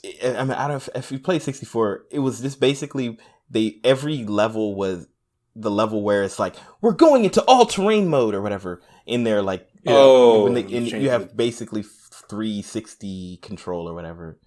Dude, but Assault had a multiplayer mode. Yes, which was it any good? That was kind of fun. Yeah, and it was all stolen from. If you basically perfected Star Fox 64, you could unlock the ability to play as not perfected. You just had to do like very, very difficult particular things. You could unlock the ability to play as humans or the characters. So you'd be running around with a gun. Oh, you mean on foot? Okay. Yeah. But you had to unlock it. Okay. So that was like so fun because it was like a secret. So, and I think people love doing it. So I felt like that's what they wanted to do with Star Fox Assault. So wait. We got to stop. They had a secret game mode that you had to unlock by doing difficult tasks. Yeah. And so they built, like, I assume, completely new levels. No, just not to support completely this new game levels. mode. So essentially, like, the main game is the ships, right? The Yeah, you're flying over terrain. You're going shooting through, each other in you a know, dogfight. monsters. Then you could Yeah, unlock dogfights. the ability to, by performing well, getting enough medals, to get tanks, because that was in the game. So and you could do barrels and tanks, which were my favorite. Yeah. And then if you like Landmasters. did enough medals, you could then get on foot mode. And it was so weird because you would just be this little dot on the ground shooting at these planes flying over you at like 100 miles per hour. With like a pistol? Yeah, like a pistol, but it was like Oh my god. it was basically the rapid same fire. It was basically the same gun as that was on your ship. So it was like these giant bullets coming out of your small. It was so great. Hilarious. That's so funny. So great. So they didn't do that much work. Okay. But yeah, I think I remember Star Fox Adventure having like a decent soundtrack. Yeah, I recall the music was really good as well. Like it was very orchestral, very well done. Yeah. Moment to moment. Yeah, it fit. It was like Jurassic Park vibe. Yeah, well, of course. There you go. That's real. Yeah, and a lot of like doonga doonga doong doonga doonga doong, like drum and like. I'm not positive, but I think that game was one of those games where like they wanted to make a different game, and it just kind of turned into Star Fox eventually. Yeah, that's 100% it. Yeah, it was a completely different game, and then they just skinned it, and then added some of the star. What is their ships called? The Great Fox. No, like their air wings. That's the main Air-wing. ship. Yeah, R-Wings. The R-wings. R-wings. R-wing sequences. Yeah. Like when you go to the new planets or whatever, you have to do a... Yeah. Like they were like, we'll just add a little bit of gameplay that is Star Fox. Like, Wait, were there any R-Wing sequences? Mhm. There were like maybe like 5. Because I know that in Star Fox Assault, you go to Dinosaur Planet and there's R-Wing sequences on that planet. But that's not Adventure. Yeah, there's like a few. That's the only thing I can picture in my head when you say I mean, maybe I'm R-Wing. wrong, but I didn't play much of Star Fox Assault. I rented it, but I do recall there being R-Wing sequences in Adventure. Do you recall? Yeah, we should play it. That'd be fun. The graphics were pretty impressive of that game too. They were? To be on GameCube. Yeah, it was more cinematic than other games were. Did y'all beat it, Yeah, I think so. Kyle? I didn't. You didn't? No. The last like dungeon is like pretty tough, but yeah. Well, how do we even get? What's happening right now? We're talking about soundtracks. Yeah. And it was my turn, and now it's Kyle's turn. There you go, Kyle. Yeah, so I'm gonna take a note from you guys about video game menu music and stuff with Super Smash Bros. Brawl theme song. Do you guys remember that? Like it was the chant. I'm sorry, I can't think of anything now except the ever-present, Flame of Light or whatever, the Smash Bros. Ultimate theme. Oh. Yeah, that's the one. Yeah, World of Light's pretty good, but man, Super Smash Bros. Brawl theme song. You got to listen to it. I can't do it justice by imitating it. Brad just did a pretty good job. Oh, okay, yeah. As soon as he said it. Super hype. Yeah. Yes, very good. You're right. And just because Subspace Emissary was so good, man. It really was. Like, it was. They should have just given us Subspace Emissary again in the new engine. Yes. I think Subspace Emissary is better than, what was it called? World of Light. World of Light. Oh, 100%. But I nobody also will fight did that. not 1,000,000%. But I did not like Subspace Emissary. It just went too long. That's fine. It was too long. That's understandable. World of Light goes even longer. It would have been, because you got so many characters. Yeah. The worst part about World of Light 2 is that they had the hidden characters in certain places. Yeah. It was tough. I say that's the worst thing, but there was a lot of worst things about the worst thing about World of Light is just that it's so blah. Like I might as well just give me event matches, man. Yeah. That was interesting. Yes, it blocks you from changing your menu music. Yeah, man. The fact that is like it's walled off by the worst part of the game. You're gonna play our crappy mode. Like what used to be just a default feature is like so painful because I loved menu music. I used to because my favorite song from a game I never played, but first of all, let's talk about how Smash Brothers introduced all of us to great music. Because there's so many game music, like soundtracks and songs in the game that I've never played the game for, but I'm like, wow, this song is great. Or, this is interesting. For me, it's Balloon Fight. I didn't realize how awesome Balloon Fight. I know, like, it's the most random. I don't even know if y'all remember it, but it goes dun dun dun dun dun dun dun dun dun dun. Oh yeah, I remember that. Like that. Oh. Yeah, like that to me is, I think, one of my favorite songs on all of the Smash games. I used to play it on repeat, just when I was at home. I know my mom probably was like, "If you don't turn that trash off." I'd be playing I the did songs. not like it that much. The songs from Pikmin that they have on there. It's funny you mention that, because every time I host an arena in Smash Bros, there's an option to change the arena music, which I'm like, thank God, thank you for relenting on your stupid decision to. Anyway, you can change the arena music. I always pick the environmental noises from Pikmin. And so if you come into my arenas, all you hear is like Random. Cicadas and like wind blowing and stuff. Random noises.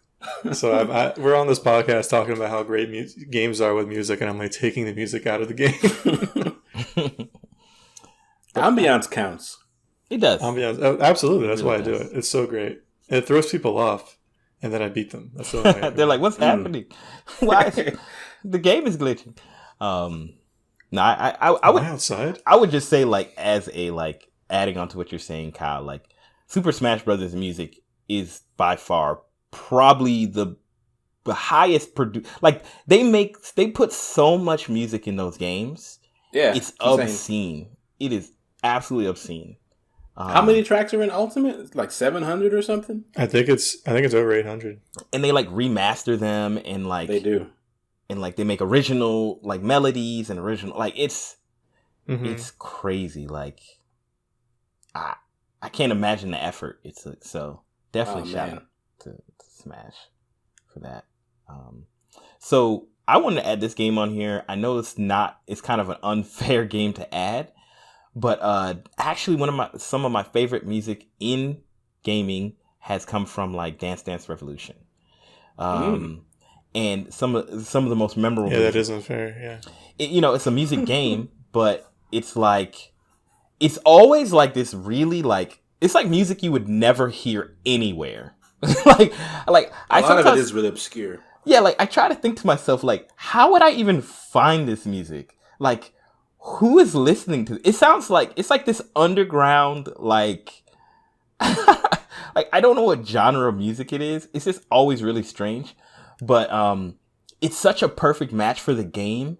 It is. And, like, I remember playing as a kid, like, there's a particular song called "Put Your Faith in Me," and if I hear that song, like, immediately, I could probably Moving your still, feet. yeah, I could still probably remember the pattern. It's like, "Put your faith in me, and I'll show you, and I'll show you," and it's like this kind of, like, hip hoppy, like, smooth, like, it was. And there's so many other songs like there that I really loved. I mean, I doubt that many people listen to the Dance Dance Revolution music, like, outside of dancing. But Right. I don't know. It's some of my favorite music just because of how perfectly it matches the game, and it just makes you feel like you want to move. You know what I'm saying? So, Plus, shout out to Dance Dance Revolution. I'd imagine that it was music made for dancers. So, like, since you're a dancer, probably touches you on a deeper level than most. See, the thing is, I don't even know. Well, I wasn't a dancer then. I was like a little kid.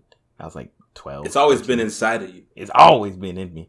But I don't know. The music, some of the music is definitely not danceable. Like, there's some tracks that I'm like, it's just like, Just meant to be hard. yeah, this is chaos, like, absolute chaos. Like, I just remember Rob, who's been on the podcast, just sweating bullets. Like, as kids, like, him trying to do these songs that are just absolute chaos. Him and my brother. So, yeah. You got another one, Steve? Yeah, all right. This isn't one that I can talk about. Well, yeah, I'll talk about this. So I've mentioned before one of the games I really like, kind of surprised me. It's called Dandara. It's a pixel art game. It's a 2D side scroller, Metroidvania. One of the big gimmicks is that your character does not move. Instead, she just jumps between white platforms, I guess. And because of that, there's no such thing as up or down in the game. The orientation is completely relative. Like, there's no gravity. You just jump within your range and you'll stick to the wall. But one of the great things about the game is the soundtrack. And I think a lot of Metroidvanias just have incredible soundtracks because they know that that you're going to be spending a lot of time exploring these zones, and that if the zone doesn't sound good, you're not going to want to stick around. But yeah, it's the, I don't know, the setting and the plot are kind of weird. It's almost like abstract. You're trying to save creation, and creation's been split into like oh dang, I don't remember. I guess like the creative and the determined parts, I guess. And so like the determined parts are evil and they're coming to destroy the creative part, and you're trying to bring balance back to the world. It was something like that. But the soundtrack, it's a Brazilian studio, and so the soundtrack used a lot of like instruments and just like kind of musical ideas that I've never heard before, so it surprised me. Ooh. And again with the vocalization, actually they don't vocalize, they use a theremin. But in the boss battles and in like the hard segments, they use like kind of a ghostly theremin sound, almost like vocals, to like, draw in the melody, and it's so cool. But yeah, that's one of my favorite soundtracks just to bop to. Pretty chill, not super memorable, and like not all the songs are super memorable, but some of like the boss fights are extremely memorable. It's hard to like sing the melody because they're so complex, but they're great. They're in it's I think if you watch the trailer for Dandara, you'll hear some of the good songs.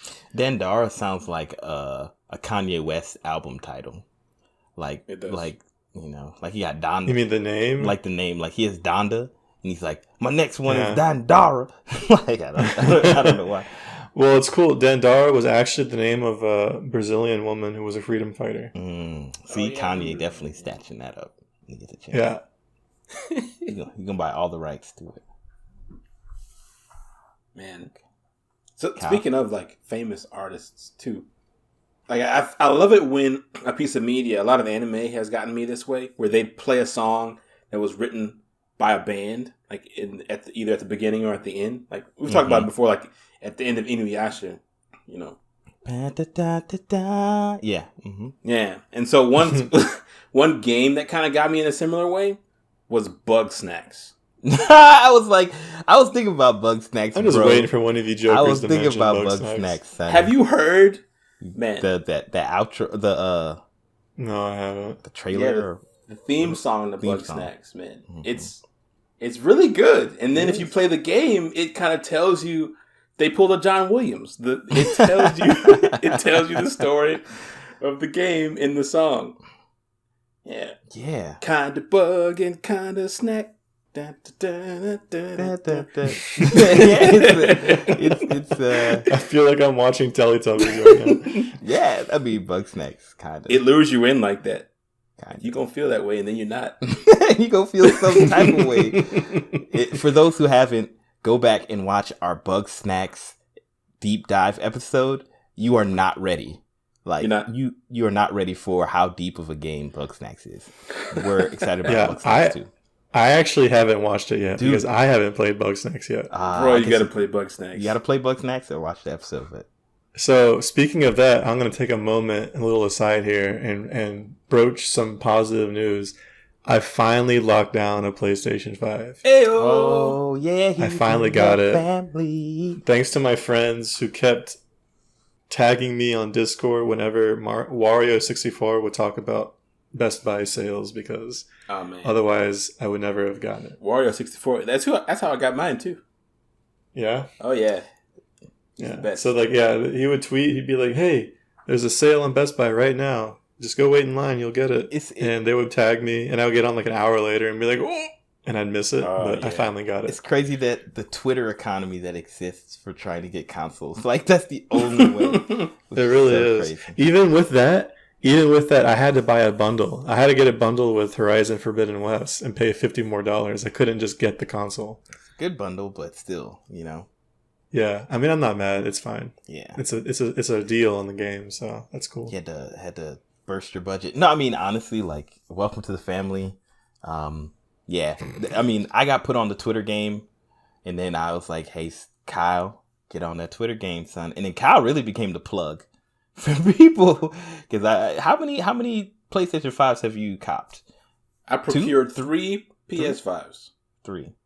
So if you're looking for somebody to get to really hook you up, Kyle really knows the system. I did know the system. I don't know it anymore. I was in it deep for like 4 months. No, about 6 months solid. Yeah. Yeah, because I was like, I want a PlayStation 5, right? But I was like, man, and somebody told me about this guy Matt on Twitter, and then I'd watch his like live feeds about what you need to do, and and then one day I just got lucky. So, but Kyle really took it to the next level. I passed the basic knowledge, and he now has a master's. I couldn't have done it without that for sure. Yeah, that's what got me there. Man. I built upon the solid foundation. Solid foundation. And then meanwhile, Steve was just like, "Man, I ain't doing nothing." Yeah, I was struggling. I ain't doing nothing. And people are doing it for the work for him. And he's like, "Yes, well, children, yes, work for me." I was following Wario, but I'm just not on Twitter like that. Like I don't have it installed on my phone, and I refuse. Of course. I installed it specifically for that, and I had on the notifications. Yep. And no sketchy site was off limits. Amen. You know what I was doing? I'll tell you what I was doing. I went to the Best Buy near me because I had heard that they had stock, and I got there too late. I watched a man walk out with the last stock for the day, but then I talked to the guy inside, and they were like, "Yeah, we usually get stock on like Tuesdays and Thursdays. A truck comes in the night, and then in the Wednesday and Friday morning, we might have stock available when we open." So for the next month, I would go every Wednesday. I couldn't go on Fridays. I'd go every Wednesday at 11 o'clock when they open, and they would never have them. Snap. And that went on for a few weeks, and then eventually I got this. So I was putting some groundwork in at the end. I was getting more and more desperate. Yeah. It's usually when you start to put in that work, it comes through. It comes through. Like everything in life, y'all. If you want to get something, get it. You have to do it and put your effort in.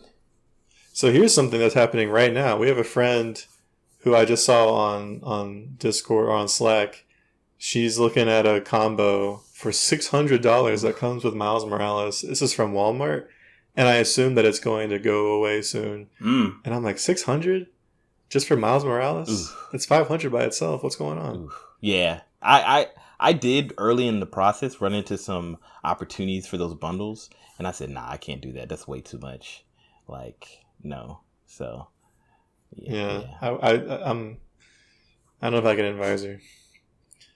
That's a shame, though. Yeah, if it's only bundled with the game, that's a ripoff for sure. Yeah.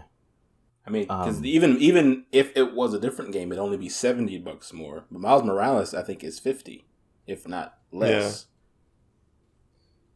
Yeah. It's this. Because one of the ones I did get was a bundle, but I ran the numbers before I put it through, and with tax, it came out to be around the same. It was like $5 difference based on Louisiana tax. So Louisiana. Love it. Yeah, with after tax, I paid $580. So $500 for the console, $50 for the game, and then roughly $30 for tax. Hey man, you did what you had to do to be a part of the family. Family. Now you got to play Fortnite with us. Yeah. Oh no, the dubs. Dude, what have I done? Dude, it's worth your time. We need to share some of the clips with him, Kyle, because I have them on my computer. I'm going to convert some of them, so I'll send them over to you, Steve. They're so hyped, son. It's crazy. Gotta see them. Great. Can't wait. So I figure, I mean, we're running up here. Let's do one more from everybody. Kyle, did you give your last one? Because I feel like we were coming. I feel like we steamrolled him. We were coming around to you. We were talking about Bug Snacks. Oh, Bug Snacks. You did do. Diverted to cool. PS5. All right, so everybody give one last one. So cool. I feel like I'm cheating again, but I do want to do this one because I could bring up the Final Fantasies and like Everybody knows those are great. But I want to pull out some soundtracks that I know nobody's ever listened to. Let's hear it. There's a game that I think it originally came out on the PlayStation 2, but they re-released it on the PSP, and it was called Guitaru Man. And it was a rhythm game, but what it was, and I gotta share, I'll share a video of it in the Discord with everybody. But it was basically like you had 2 joysticks, and you had to like follow the track to stay up with the music, but you're a guitarist. So it's like how you played was where your finger was on the track. And it was like you're kind of soloing. And so you'd have these battles between enemies, like you had to fight this like bee thing in like a field. Oh no, you had to fight this like groovy bear. Anyway, groovy bear. But the music was all a music game. The music was clearly made for the game, and it's so funky. It's so fun. It's all these different genres. Sometimes rock, sometimes funk, sometimes like neo, whatever. Like. And it was so fun, but it's a super hard game. But I love the music in the game. And like, especially when you get to the end, and because you as the player are filling in one of the tracks, like how you perform affects how the music is played. Or so when you're really killing it, it gets hyper and hyper. Like it's just so great. Like how they did it. And I just know, like, when you're having a really good session and you're really going and you're not missing any of the fills, you're killing the solo, and it gets to that end part when you're about to beat the boss because it's like a musical battle. The music is so good. So I've gone back and listened to the music to relive those moments. Like, some of my favorite music in gaming. Now I got to go back and listen to all of it again. Like, I can think of one of them right now. But, I got to go and see if I can find it on the PlayStation. Because I think they re-released it on the PlayStation 4 or something. But anyway. Ooh. What was it called again? Guitaru Man. Guitaru Man? Yeah, I'll drop a... for those who are not in the Discord, I'm sorry, but if you want to look it up, just look up Guitaru Man. Gitaroo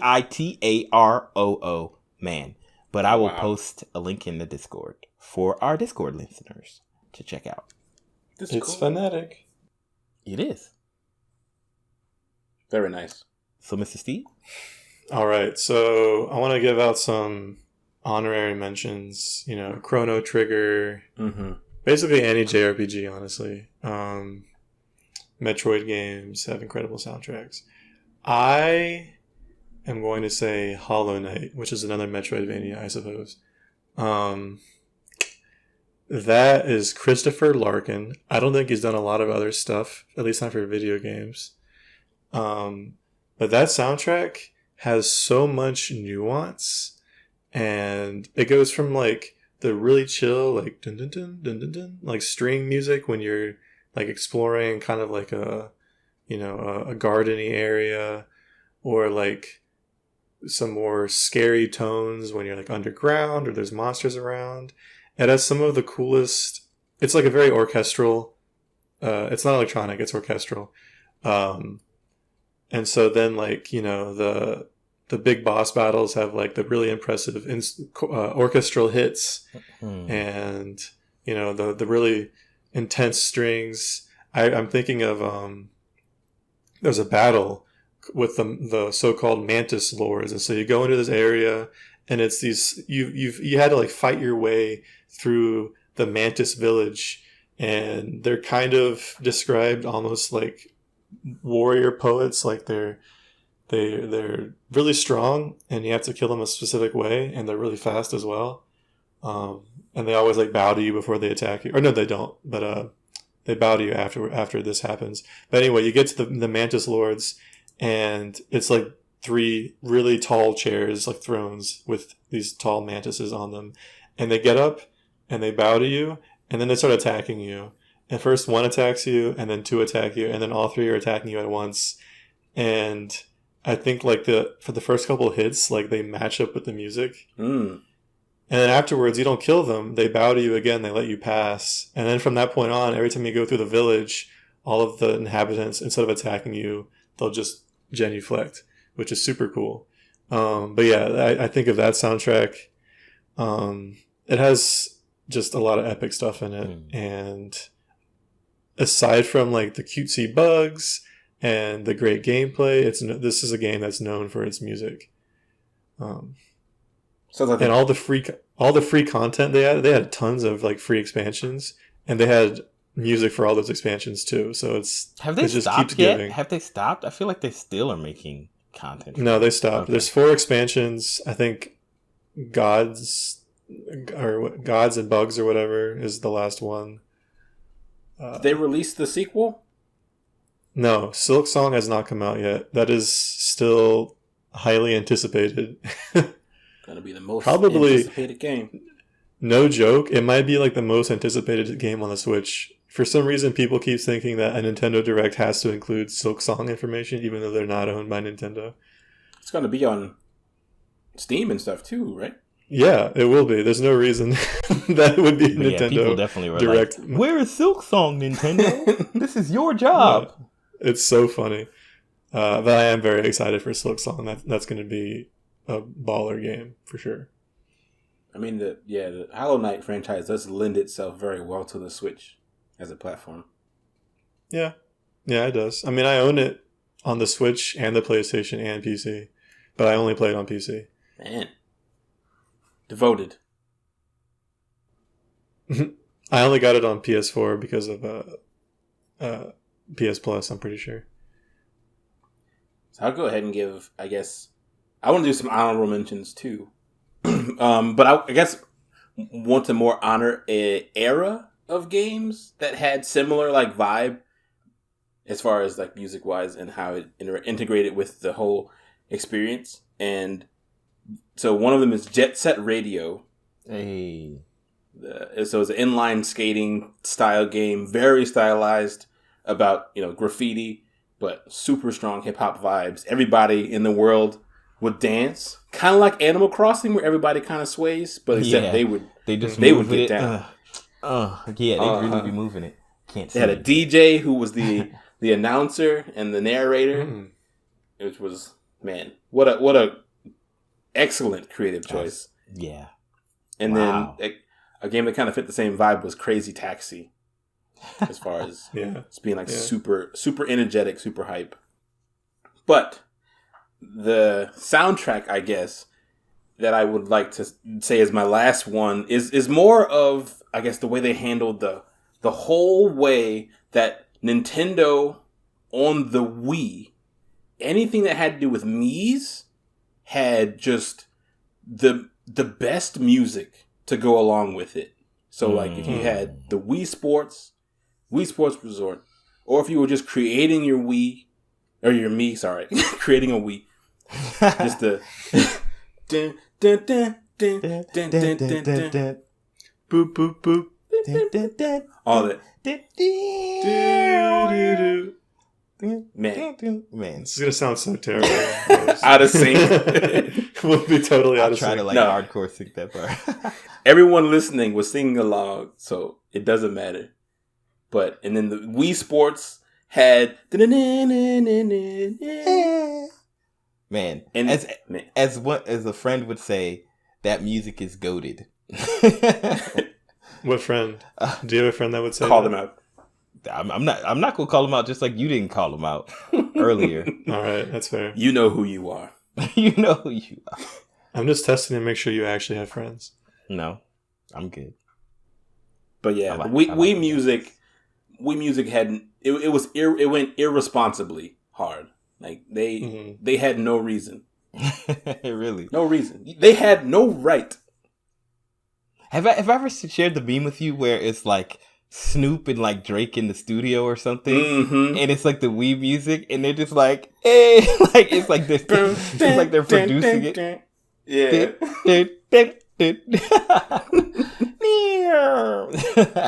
That joke is so hilarious. Have you seen the memes of like soldiers? People take videos of like from North Korea, of soldiers like goose stepping in parades, and they'll put the Wii music over. Oh man. Oh my goodness, that's it goes with everything.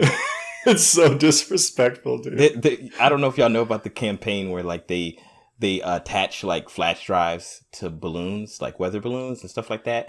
from South Korea, and then they send them over to North Korea. So when they pop, they'll drop the flash drive so people can get information from outside of the country. I just imagine all the flash drives just being filled with that, just like them do stuff into Wii Music. It would be so. It would change. It would change everything. What is happening? I had heard. I don't know if this is true. I had heard that South Korea would like play pop music over speakers across the DMZ. I think that's a true thing. Yeah, that's interesting. They do very like. There's all these organizations that do different like things, but I think that music was like aimed at the soldiers, right? Like so, so the soldiers would be like, "Wow, life is different there," and maybe they would defect or something. Like it's for the DMZ. You can't hear it like everywhere. DE military zone. So yeah, dude. Oh, sorry. Yeah, go ahead. I was gonna say when you said you wanted to honor an era, you remind me of an idea that I had earlier and I forgot to vocalize. Weren't there like a bunch of games that used to? All right, so remember we were watching Arcane, and they have, for the most part, they have like an original soundtrack, but then suddenly they also have Imagine Dragons. Oh yeah. Yeah. Didn't a bunch of games used to do stuff like that? Like they would pull in music that was either like from an album, or at least it felt like it was like it didn't feel like a video game. The Tony Hawk, a video game track. I mean Tony Hawk games. Well, but that kind of made sense. Tony Hawk kind of felt and right. like yeah, it makes sense. Like Grand Theft Auto, the ATV game with Superfly. Sports games will do that. Yeah, but I think it was during that same era, like those generation of games. There were other games that had no right. Like I want to say, like maybe Fear did something like that, where they just had like a grunge song that would come on. Technically, Halo. I think Halo 2 had some sort of like "Blow Me Away" that was by some band. I can't remember. Yeah. Like, they didn't have vocals. I don't know. Maybe they did. But I feel like that was a thing. Am I crazy? No, I know what you're talking about. Yeah. They've kind of brought that back a little bit with, like, the latest... I mean, it's a little bit different because of the MCU. But the latest Guardians of the Galaxy game has only, like, licensed music in it. Almost. Oh, interesting. Well, that kind of makes sense for Guardians of the Galaxy. It's in keeping with the theme, I guess. Mm-hmm. Yeah, that old school 70s, 80s music. Which is great, though. Like, it easily one of the best parts of the game. Banging soundtrack, man. Speaking of 70s and 80s and banging soundtracks, they did such a great job with Stranger Things. It's mostly original music, but then they also sometimes pull in licensed songs, and the songs they pull in inevitably get a huge popularity boost decades after the fact, which is super cool. But they did a good job. Yeah. There's not to talk, no talk about Stranger Things for those who haven't seen it, but yeah, especially in season 4, they did a good job with some of the stuff to really resurge somebody's career. Honestly, probably made more money off of that than. I know one of the artists was talking about how she was like, "Wow, this is more than I expected. I'm so glad I did this." Yeah, wow, it's super cool. Yeah, I mean, season 4 of Stranger Things is. Very good. Very good. Yeah. So anyway, sorry. So no, yeah. I mean, I could feel that. I mean, I think that it's interesting the eras of how games work and how music, because once again, the thing is, games are about immersion. So you want music that immerses you. So when a game like just think going back to the Arcane when they did that whole thing, like it just completely pulls you out of the moment. Oh my gosh! Like man, this honestly, that's the only complaint I have about that show. Is that it's literally that moment. Just literally. It was so bad. Moment. And it was weird to have them in weird arcane form. Anyway, so, but man, there's so much music. I mean, one thing that we were talking about even before the podcast, it's like, where do we go with this conversation? Like, what do we not talk about? What do we do talk about? Because there's so much to talk about. Like, even, something that Steve kind of mentioned, I feel like that idea of like immersive music, like for example in Prey, like certain like how music plays out in games, and more of the like dynamics is something we can definitely talk about in the future. But hopefully y'all enjoyed the conversation. I enjoyed it. Now I got to go back and listen to some music. Honestly, I'm like, there's so much music because there's so many games I feel like I'm forgetting that have like really, really great music. But, you know, of course, there's the GOATs of all time, the Pokemons, the Final Fantasies, the Zeldas, you know. But there's so much good music out there. Can we just what do you guys think? Is Nintendo the undisputed master of excellent game soundtracks? Or are there runner-ups? Those are the only two options. Either the best or they're number 2? No, they're either the best by a long shot or they're the best, but it's close. I don't know. It's hard. Context is important. I feel like people mean, know a lot, like layman people or people who don't game a whole lot probably know more Nintendo music than other publishers. But I don't know if that is enough to say that they're like the best at it. I mean, I don't know. Probably it's a hard question. Put Square Enix at the top because the level of like they go hard, like from the jump they've been going hard, and just I mean Final Fantasy VII alone, but every game that's ever been done is like fully orchestrated from, you know, like it is really, really like incredible music, like true composers, you know. Like wait, does Square do Dragon Quest? Who's that? Enix did. Square Enix does Dragon Quest though. Maybe so. I don't remember. Because if that's the case, then I might have to give that to you. I think you're right. Yeah, because I know Dragon Quest games also just go so hard in the paint. Yeah, like I just feel like Square Enix really took the like, hey, we're like, I feel like like Nintendo followed after them, like of course orchestrated things, but I don't think that was like their goal. But I feel like Square there, yeah, Square was already like everything. Like I think even games back in the day before they were like on the small like Super Nintendo and stuff were actually orchestrated, and then they just like broke them down so they could you know, like work on the systems, you know, at the time. If I might be might be a little bit off on that, but that's what I recall. But I would give it to Square Enix. I'm just thinking about like Zelda. They got Metroid. They got Mario. They got now they got Splatoon. That's in terms of music, Splatoon is a gold mine. Oh yeah, the whole vibe of Splatoon. Yeah, I mean, but yeah, you're right. Say, Dragon Quest, Chrono Trigger. What else? If you want to Final say Fantasy, like one you said. Game, like we mentioned it earlier, Nintendo or Super Smash Bros. Ultimate has all these tracks in it. So if as far as one of them having a game that has probably the biggest library of the heaviest hitting songs, then yeah, I don't think anything can touch Ultimate right now. Ultimate. Well, I wouldn't even. I would say Ultimate doesn't count because it's by definition taking songs from other games. And also, I'd say that Nintendo just has a much larger catalog because they're publisher and developer and producer, so they're gonna have so many more games. So like, but I think if I were just to go like quality over versus quantity, you know, I would say that like I would still probably give it to Square, but I would say if who had the most, like you said, would have to be Nintendo for sure. The most bops, properties, bopperts. So, yeah, I agree with that. So honorable mention, kind of wrapping it up. I just want to say that we can't forget that Sonic has one of the greatest like songs of all time, because it was actually a song that was made by Michael Jackson, and that's the I think it's the Carnival song or something like that. I'll find it. I'll put it in the Discord as well. But that song goes so hard. You're like, this is clearly Michael Jackson. Like, this junk is so fire, you know. So let's not forget that Sonic had a collab with Michael Jackson back in the day. That's pretty sick. I did not know that. Yeah, it's pretty wild. I'll put that in the Discord as well. So, I mean, the verdict is in. Music and gaming, goated. So, I need it. Yeah. So if you ever questioned it, you're wrong for even questioning it. How dare you question gaming? I honestly can't. Like, I see Keisha playing games. Sometimes she plays Animal Crossing and she plays it on mute. Oh man, Animal Crossing has amazing music.